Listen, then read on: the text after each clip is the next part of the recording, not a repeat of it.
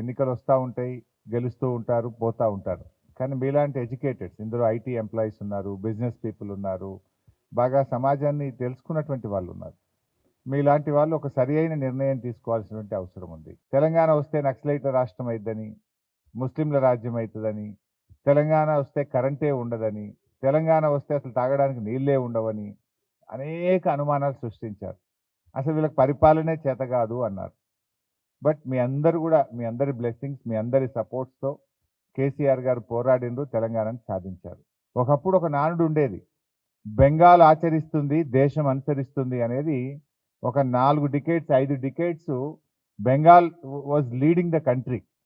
But in the last 10 years Telangana ఆచరిస్తుంది, భారతదేశం అనుసరిస్తుంది అన్నంత గొప్పగా కేసీఆర్ గారు పాలన చేసి చూపారు.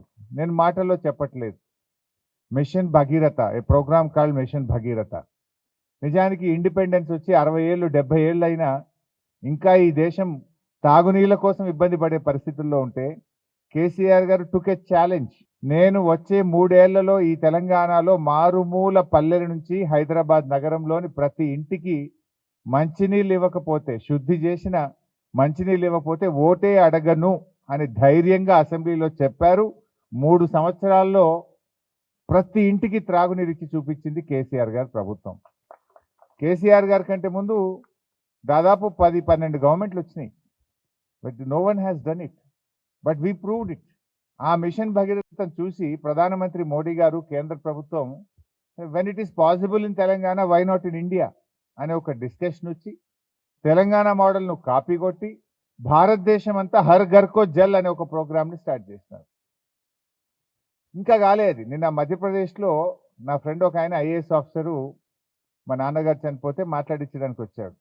ఆయన మధ్యప్రదేశ్లో is looking after this programme. ఏమైంది మీ ప్రోగ్రాము అని నేను డిస్కషన్ వస్తే అడిగితే, అన్న ఇంకా అయితలేదు, చాలా హర్డిల్స్ వస్తున్నాయి, railway crossings, highway crossings, budget problems, మాది ఇంకా 8 ఏళ్ళు అయింది కానీ ఇంకా అయితలేదు అన్నాడు. బట్ కొన్ని రాష్ట్రాలు జరిగినాయి, కొంత జరిగింది. సో ఇక్కడ ఆ మిషన్ భగీరథ అనే కార్యక్రమం ద్వారా ఈ రాష్ట్రంలో మీరు కూడా కొంతమంది గ్రామాల నుంచి వచ్చిన వాళ్ళే ఉంటారు. మన బ్యాక్ ఎక్కడో విలేజే ఉంటుంది. ఇండియాకు మోడల్ చేసిన మనం ఒక డ్రింకింగ్ వాటర్ ప్రోగ్రామ్ ఏ గవర్నమెంట్ చేయండి, కేసీఆర్ గారు చేశారు. అంతకుముందు ఈ హైదరాబాద్లో కూడా 2 రోజులకు ఒకసారి నల్లా వచ్చేది. కేసీఆర్ గారు ప్రభుత్వం రాకముందు ట్యాంకర్ల ద్వారా నీళ్లు కొనుక్కునే పరిస్థితి ఉండేది. అపార్ట్మెంట్స్లో ట్యాంకర్ వాటర్ బిల్స్ ట్యాంకర్ల ద్వారా చాలా బిల్లులు వచ్చేది. కానీ కేసీఆర్ గారు ప్రభుత్వం వచ్చిన తర్వాత ట్యాంకర్లు మాయమైపోయినాయి హైదరాబాద్లో.